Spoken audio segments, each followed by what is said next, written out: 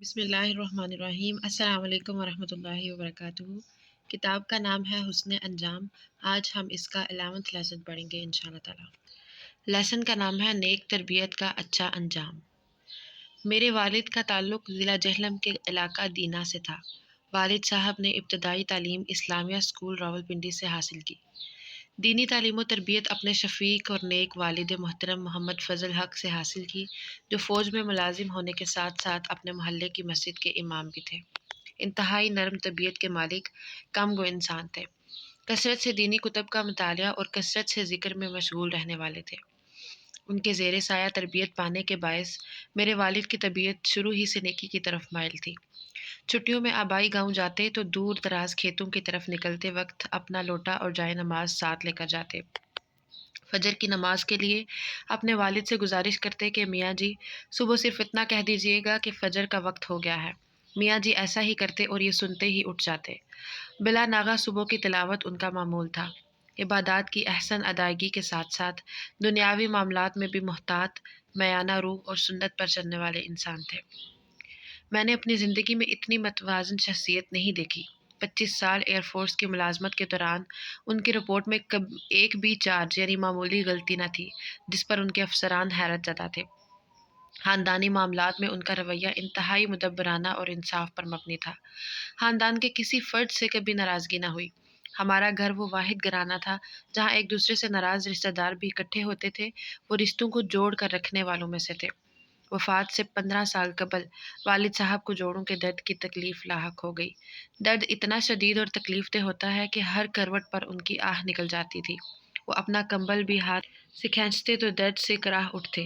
دوران وضو سویٹر وغیرہ اتارتے ہوئے شدت درد سے جب وہ اللہ کو پکارتے تو مجھے لگتا جیسے میرا دل کسی تیز دار چیز سے کاٹا جا رہا ہو۔ 15 سال تک اسی تکلیف کے ساتھ تمام نمازیں باجماعت اور تہجد ادا کرتے رہے۔ اپنے چاروں بیٹوں کو بھی پابندی سے مسجد لے کر جاتے۔ رزق حلال کماتے ہوئے کسی ادنیٰ اصول کی بھی کمی ان میں نہیں دیکھی۔ نہ جھوٹ، نہ وعدہ خلافی، نہ بہت بھاؤ تاؤ، نہ دھوکہ۔ مسکراہٹ کے ساتھ انتہائی صاف گو۔ ان کا آخری وقت بھی لاجواب تھا۔ 19 نومبر کی سرد شام کو مغرب کی نماز کے بعد معمول کے مطابق تسبیح پڑھ رہے تھے۔ درمیان میں میری والدہ سے بات چیت بھی کر لیتے۔ ذکر کے دوران ان سے پوچھتے کہ کیا پڑھوں۔ شاید وہ اپنے عمل کے ثواب میں ان کو بھی شامل کرنا چاہتے تھے۔ آخری بات جو انہوں نے کہی وہ یہ تھی کہ بس ایک نماز رہ گئی ہے، یعنی عشاء۔ والدہ نے ازراہ مذاق کہا، آپ کی ایک رہ گئی ہوگی، ہماری صبح سے دوبارہ شروع ہو جائیں گی۔ آخری ذکر آیت کریمہ لا الہ الا انت سبحانک انی کنت من الظالمین کر رہے تھے کہ غنودگی میں چلے گئے۔ ساتھ ہی میری والدہ نے غراہ غراہ کی آواز سنی۔ وہ گھبرا کر پاس گئیں تو وہ خالق حقیقی سے جا ملے تھے۔ انا للہ و انا الیہ راجعون۔ ان کی اس دن واقعی ایک نماز رہ گئی تھی۔ جو تسبیح ان کے ہاتھ میں تھی اسے دوران غسل ان کے ہاتھوں سے اتارا گیا تو ان کی انگلیاں تسبیح کرنے کی حالت میں تھیں۔ فیملی ڈاکٹر کو بلایا گیا جن کا کہنا تھا کہ ان کے جسم کے کسی حصے میں بظاہر موت کی کسی اذیت کے آثار نہیں۔ والد محترم کا چہرہ اس بات کا غماز تھا کہ وہ بہت پرسکون ہیں، جیسے مسکرا رہے ہوں۔ انتہائی روشن، سفید اور پرسکون۔ ان کی وفات کے بعد بھی ان کی شفیق ہستی کے آثار باقی رہے۔ نومبر کی سرد اور لمبی رات میں میت کی موجودگی میں تمام اہل خاندان پر عجیب سکینت چھائی رہی۔ تمام افراد بشمول میری والدہ، ہم سب سو گئے۔ سحری کے وقت سب اٹھ گئے اور نماز ادا کی۔ آج ان کی وفات کے 6 سال بعد ان کے بچے ان کے نقش قدم پر حسب توفیق چل رہے ہیں۔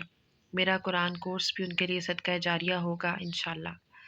کردار کی مضبوطی، اہل و عیال کے لیے دینی خیر خواہی، دائمی بیماری کے باوجود نمازوں کو پابندی اور ذکر الہی کی کثرت جیسے نیک اعمال خاتمہ بالخیر کا یقینی ذریعہ ہیں۔